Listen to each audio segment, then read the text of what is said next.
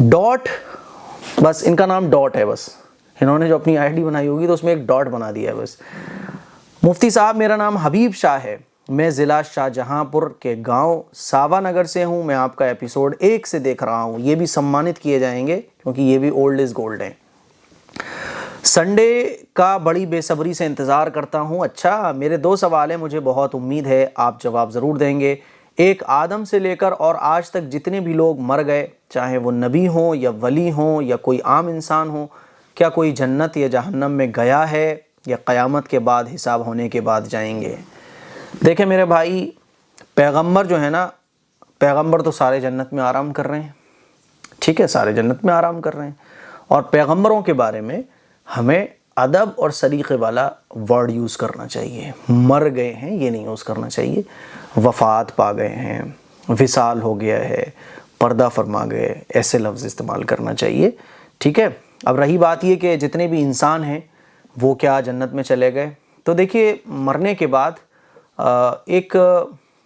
قبر کی جو زندگی ہوتی ہے جس کو عالم برزخ کہا جاتا ہے،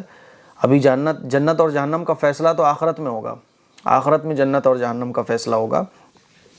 اور حساب و کتاب ہوگا، پھر اس کے بعد جنت اور جہنم کا فیصلہ ہوگا، ابھی تو قیامت قائم ہوگی۔ تو ایک عالم برزخ ہے نا، جس کو علیین اور سجین قرآن مجید میں کہا گیا ہے۔ تو بری روحیں بری جگہ پر رکی رہتی ہیں اور جو اچھی روحیں ہوتی ہیں وہ اچھی جگہ پر رہتی ہیں، ٹھیک ہے، جس کو عالم برزخ کہا جاتا ہے۔ یعنی آپ ایسے سمجھ لیں جیسے ہمیں مان لیجئے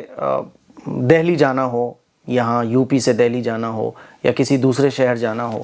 تو وی آئی پی ہمیں ایک دم سواری ملی ہے وہاں تک پہنچنے کے لیے، کیونکہ ہم بہت بڑے آدمی ہیں،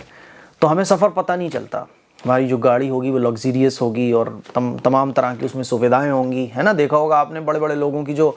وین ہوتی ہیں، گاڑیاں ہوتی ہیں، ساری سویدھا اس کے اندر ہوتی ہے، ٹوائلٹ باتھ روم بھی ہوتا ہے، میک اپ بھی ہوتا ہے، کچن بھی ہوتا ہے، سب ہوتا ہے۔ اب ان کا سفر ہوتا ہے، ایک سفر ان کا بھی ان کو پتہ ہی نہیں چلتا، اور ایک سفر ایک اس آدمی کا ہوتا ہے جو جیل میں لے جایا جا رہا ہو تو اس کی بیڑیاں بھی پڑی ہوتی ہیں، ہے نا، اور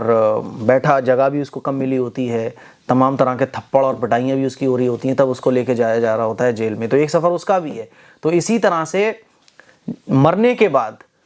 ساری روحیں عالم برزخ میں چلی جاتی ہیں۔ جو بری روحیں ہوتی ہیں تو ان کے لیے قبر، حدیث شریف میں آتا ہے نا، القبر روضۃ من ریاض الجنہ او حفرۃ من حفر النار، کہ قبر یا تو جنت کا ایک باغ ہے یا جہنم کا ایک گڑھا ہے۔ تو جو نیک روحیں ہوتی ہیں ان کے لیے قبر جنت کا باغ بن جاتی ہے، اور جو بری روحیں ہوتی ہیں ان کے لیے قبر جہنم کا ایک گڑھا بن جاتی ہے۔ تو اب قیامت قائم ہونے تک روحیں وہی رہتی ہیں